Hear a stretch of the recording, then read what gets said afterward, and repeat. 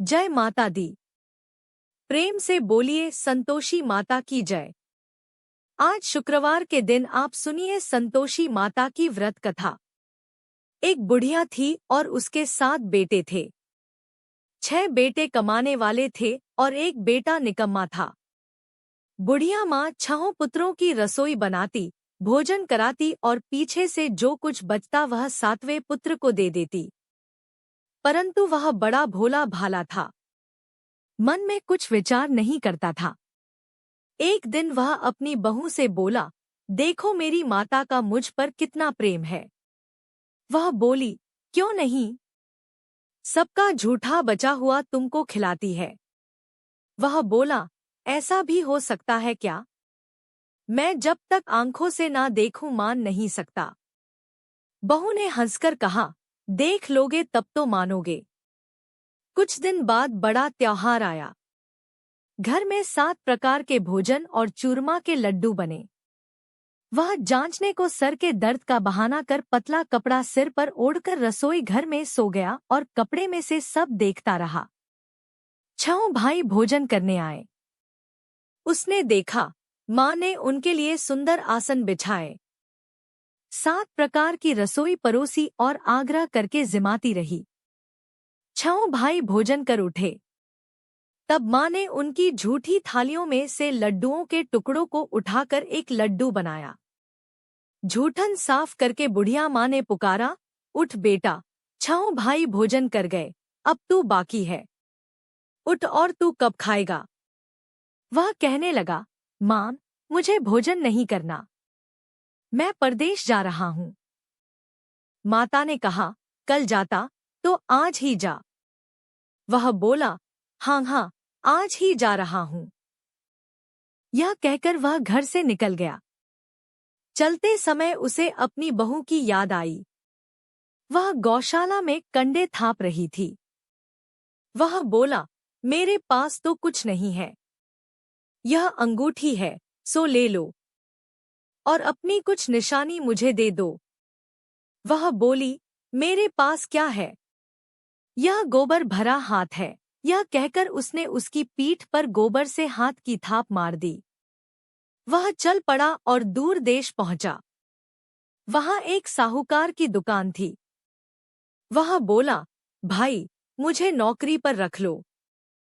साहूकार को नौकर की जरूरत थी। साहूकार बोला, तू नौकरी पर रह जा। लड़के ने पूछा, तनख्वाह क्या रहेगी? साहूकार ने कहा, काम देखकर दाम मिलेंगे। नौकरी मिल गई। वह सुबह 6 बजे से रात 12 बजे तक काम करने लगा। कुछ ही दिनों में दुकान का सारा लेन देन, हिसाब किताब, ग्राहकों को माल देना, सब करने लगा। साहूकार के 7-8 नौकर थे। वे चक्कर खाने लगे कि यह नया नौकर बहुत होशियार हो बन गया है। सेठ ने भी काम देखा और 3 महीने के अंदर ही उसे मुनाफे का साझेदार बना लिया। 12 वर्ष में वह नामी सेठ बन गया और मालिक सारा कारोबार उस पर छोड़कर बाहर चला गया। अब बहू पर क्या बीती वह सुनो। सास ससुर उसे दुख देने लगे। सारी गृहस्थी का काम करा के उसे लकड़ी लेने जंगल में भेजते। इस बीच घर की रोटियों के आटे से भी जो भूसी निकलती उसकी रोटी बनाकर रख दी जाती और फूटे नारियल की नरेली में पानी। इस तरह दिन बीतते रहे। एक दिन वह लकड़ी लेने जा रही थी कि रास्ते में बहुत सी स्त्रियां संतोषी माता का व्रत करती दिखाई दी। वहां यह खड़ी होकर कहने लगी, बहनों, यह तुम किस देवता का व्रत करती हो और इसके करने से क्या फल होता है? इस व्रत के करने की क्या विधि है? यदि तुम अपने इस व्रत का विधान मुझे समझाकर कहोगी तो मैं तुम्हारा बड़ा एहसान मानूंगी। तब उनमें से एक स्त्री बोली, सुनो, यह संतोषी माता का व्रत है। इसके करने से निर्धनता दारिद्र्य का नाश होता है, लक्ष्मी आती है, मन की चिंताएं दूर होती हैं, घर में सुख होने से मन को प्रसन्नता और शांति मिलती है, निपुत्री को पुत्र मिलता है, प्रीतम बाहर गया हो तो शीघ्र आता है, कुंवारी कन्या को मनपसंद वर मिलता है। राजद्वार में बहुत दिनों से मुकदमा चलता हो तो वह भी खत्म होता है। कलह क्लेश की निवृत्ति हो, सुख शांति हो, घर में धन जमा हो, पैसा जायदाद का लाभ हो और भी मन में जो कुछ कामना हो, वह सब इस संतोषी माता की कृपा से पूरी होती है। स्त्री कहने लगी, 1.25 आने का गुड़चना लेना। इच्छा हो तो 5.25 आने का लेना या वाका भी। सहूलियत के अनुसार ही लेना। बिना परेशानी श्रद्धा और प्रेम से जितना भी बन सके सवाया लेना। 5.25 पैसे से 5.25 आने तथा इससे भी ज्यादा शक्ति और भक्ति के अनुसार ले लेना। हर शुक्रवार को निराहार रहकर कथा कहना और सुनना। इसके बीच क्रम टूटे नहीं, लगातार नियम पालन करते रहना। सुनने वाला कोई ना मिले तो घी का दीपक जलाकर उसके आगे जल का पात्र रखकर कथा कहना, परंतु नियम ना टूटे। जब तक कार्य सिद्ध ना हो नियम पालन करना और कार्य सिद्ध हो जाने पर व्रत का उद्यापन करना। 3 मास में माता फल पूरा करती है। यदि किसी के खोटे ग्रह हों तो भी माता 1 वर्ष में अवश्य कार्य सिद्ध करती है। कार्य सिद्ध होने पर ही उद्यापन करना चाहिए, बीच में नहीं करना चाहिए। उद्यापन में आटे का खाजा तथा इसी अनुसार से खीर तथा चने का साग बनाना। 8 लड़कों को भोजन कराना। जहां तक मिले देवर, जेठ, भाई, बंधु, कुटुंब के लड़के लेना। ना मिले तो रिश्तेदारों और पड़ोसियों के लड़के बुलाना। उन्हें भोजन कराकर यथाशक्ति दक्षिणा देना और माता का नियम पूरा करना। उस दिन घर में कोई खटाई नहीं बनाना। यह सब सुनकर बुढ़िया की बहू वहां से चल दी। रास्ते में लकड़ी के बोझ को बेच दिया और उन पैसों से गुड़चना लेकर माता के व्रत की तैयारी करने लगी। आगे चली और सामने मंदिर है। यह सुनकर माता के मंदिर में जाकर माता के चरणों में लौटने लगी। इसके बाद वह माँ से विनती करने लगी, हे माँ, मैं निपट मूर्ख हूँ, व्रत के नियम कुछ नहीं जानती हूँ, मैं बहुत दुखी हूँ। हे माता जगजैनी, मेरा दुख दूर करो, मैं आपकी शरण में हूँ। माता को दया आई। एक शुक्रवार बीता कि दूसरे शुक्रवार को ही इसके पति का पत्र आया और तीसरे को उसका भेजा हुआ पैसा भी आ पहुंचा। यह देखकर जेठानी मुंह सिकोड़ने लगी, इतने दिनों में इतना पैसा आया, इसमें क्या बढ़ाव है? लड़के ताने देने लगे कि काकी के पास अब पत्र आने लगे, रुपए आने लगा, अब तो काकी की खातिर बढ़ जाएगी, अब तो काकी बुलाने से भी नहीं बोलेगी। बेचारी सरलता से यह कहती है, भैया पत्र आएगा, रुपए आएंगे तो हम सबके लिए अच्छा है। ऐसा कहकर आंखों में आंसू भरकर संतोषी माता के मंदिर में आकर मातेश्वरी के चरणों में गिरकर रोने लगी, माँ, मैंने तुमसे पैसा नहीं मांगा, मुझे पैसे से क्या काम है, मुझे तो अपने सुहाग से काम है, मैं तो अपने स्वामी के दर्शन और सेवा मांगती हूँ। तब माता ने प्रसन्न होकर कहा, जा बेटी, तेरा स्वामी आएगा। यह सुनकर खुशी से वह बावली होकर घर जाकर काम करने लगी। अब संतोषी माँ विचार करने लगी, इस भोली पुत्री से मैंने कह तो दिया कि तेरा पति आएगा, पर आएगा कहाँ से? वह तो इसे स्वप्न में भी याद नहीं करता। इसे याद दिलाने तो मुझे ही जाना पड़ेगा। इस तरह माता उस बुढ़िया के बेटे के पास जाकर स्वप्न में प्रकट होकर कहने लगी, साहूकार के बेटे, सोता है या जागता है? वह कहता है, माता, सोता भी नहीं हूँ, जागता भी नहीं हूँ, बीच में ही हूँ, कहो क्या आज्ञा है? माँ कहने लगी, तेरा घर बार है या नहीं? वह बोला, मेरा सब कुछ है माता, माँ बाप, भाई बहन, बहू, क्या कमी है? माँ बोली, पुत्र, तेरी घरवाली कष्ट उठा रही है, माँ बाप उसे दुख दे रहे हैं, वह तेरे लिए तरस रही है, तू उसकी सुध ले। वह बोला, हाँ माता, यह तो मुझे मालूम है, परंतु जाऊं कैसे? परदेश की बात है, लेन देन का कोई हिसाब नहीं, कोई जाने का रास्ता नजर नहीं आता, कैसे चला जाऊं? माँ कहने लगी, मेरी बात मान। सवेरे नहा धोकर संतोषी माता का नाम लेकर घी का दीपक जलाकर दंडवत कर दुकान पर जा बैठना। देखते देखते तेरा लेन देन चुक जाएगा, जमा माल बिक जाएगा, सांझ होते होते धन का ढेर लग जाएगा। अब तो वह सवेरे बहुत ही जल्दी उठकर मित्र बंधुओं से अपने सपने की बात कहता है। वे सब उसकी बात अनसुनी करके खिल्ली उड़ाने लगे, कहीं सपने भी सच्चे होते हैं? एक बूढ़ा बोला, देख भाई, मेरी बात मान।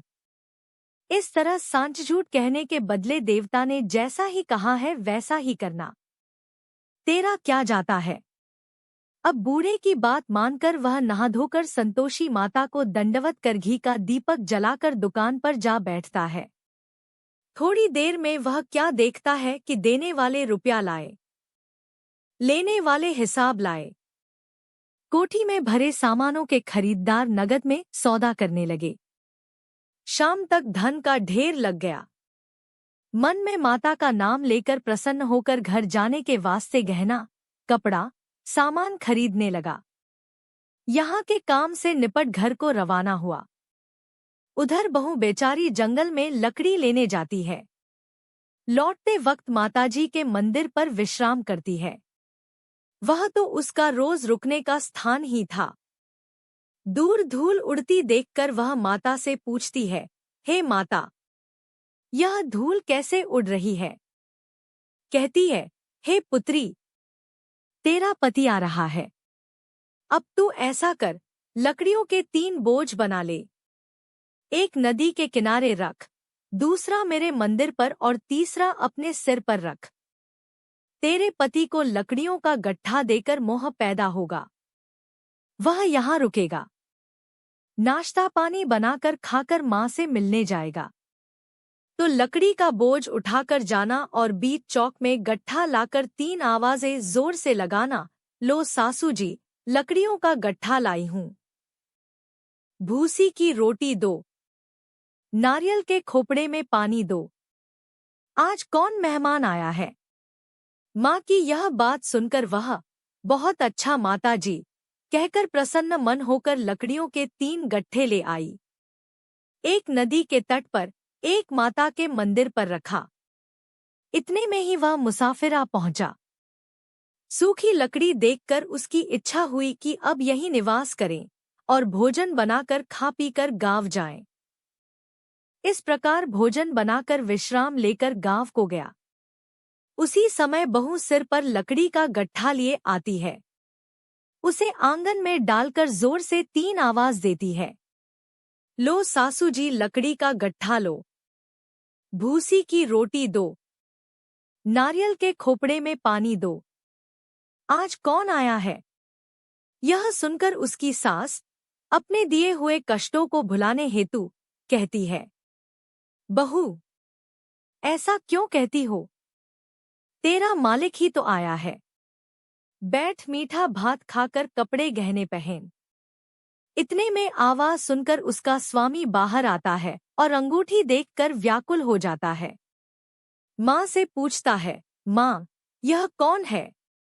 माँ कहती है, बेटा, यह तेरी बहू है। आज 12 वर्ष हो गए जब से गया है, तब से सारे गांव में जानवर की तरह भटकती फिरती है। कामकाज घर का कुछ करती नहीं, 4 समय आकर खा जाती है।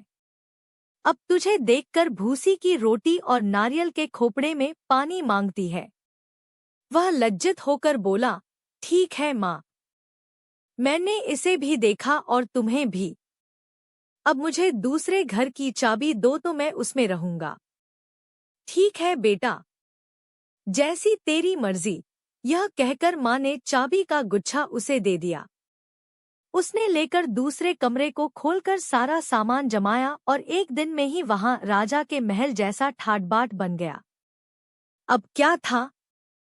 वह सुख भोगने लगी। इतने में अगला शुक्रवार आया।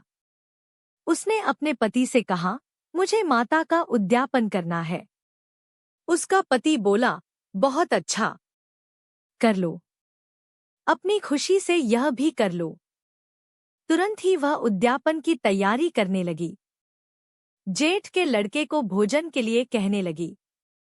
उसने मंजूर किया, परंतु पीछे जेठानी अपने बच्चों को सिखाती है, देखो, भोजन के समय सब लोग खटाई मांगना जिससे इसका उद्यापन पूरा ना हो। लड़के खाना खाने आए। खीर पेट भरकर खाई, परंतु बात याद आते ही कहने लगे, हमें कुछ खटाई खाने को दो। खीर खाना हमें भाता नहीं। यह देखकर अरुचि होती है। बहू कहने लगी, खटाई किसी को नहीं दी जाएगी। यह तो संतोषी माता का प्रसाद है। लड़के उठकर खड़े हुए और बोले, पैसे लाओ। बोली, बहू कुछ जानती नहीं थी, सो उन्हें पैसे दे दिए। लड़के उसी समय उठकर इमली लेकर खाने लगे। यह देखकर बहू पर माता ने कोप किया। राजा के दूत उसके पति को पकड़कर ले गए और जेठ जेठानी मनमाने खोटे वचन कहने लगे। लूट लूट कर धन इकट्ठा कर लाया था, सो राजा के दूत उसे पकड़कर ले गए हैं। अब सब मालूम हो जाएगा जब जेल की रोटी खाएगा। बहू से यह वचन सहन नहीं हुआ। रोती रोती माता के मंदिर में गई और बोली, हे माता, तुमने यह क्या किया? हंसाकर क्यों रुलाती हो? माता बोली, पुत्री, तूने उद्यापन करके मेरा व्रत भंग किया। इतनी जल्दी सब बातें भुला दी। वह कहने लगी, माता, भूली तो नहीं हूं, ना कुछ अपराध किया है। मुझे तो लड़कों ने भूल में डाल दिया।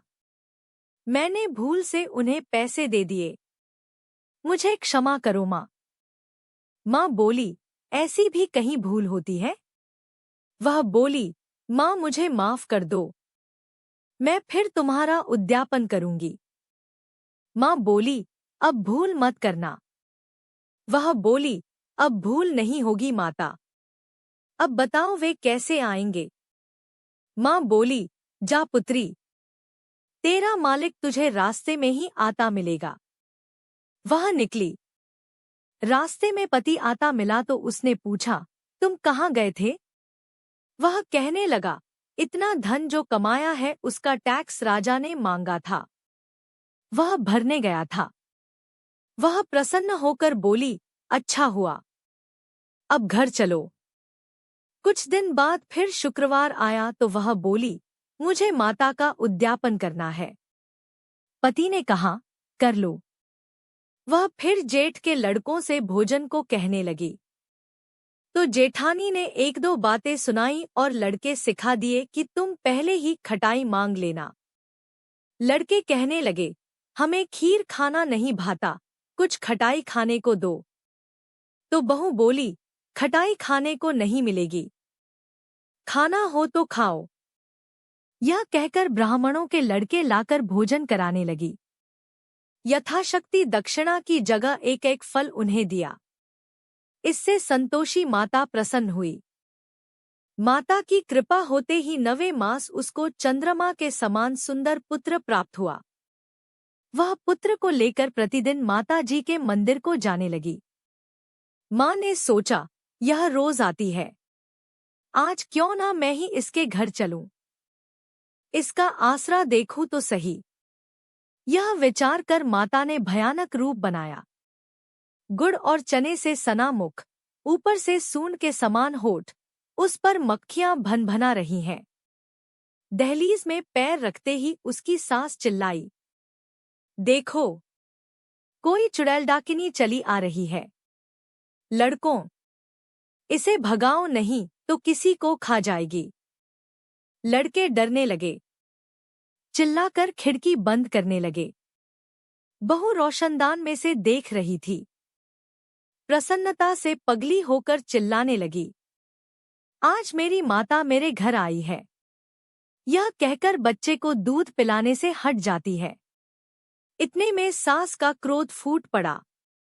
इसे देखकर कैसे उतावली हुई जो बच्चे को पटक दिया। इतने में माँ के प्रताप से जहां देखो वहां लड़के ही लड़के नजर आने लगे। बहू बोली, माँ जी, मैं जिनका व्रत करती हूँ यह वह संतोषी माता है। इतना कहकर झट से सारे घर के किवाड़ खोल दिए और सबने माता के चरण पकड़ लिए और विनती कर कहने लगे, हे माता, हम मूर्ख हैं, अज्ञानी हैं। तुम्हारे व्रत की विधि हम नहीं जानते हैं। तुम्हारा व्रत भंग करके हमने बहुत बड़ा अपराध किया है। हे माता, बहू को जैसा फल दिया वैसा सबको देना। जो भी यह कथा पढ़ेगा या सुनेगा उसके सभी मनोरथ पूर्ण होंगे। प्रेम से बोलिए, संतोषी माता की जय।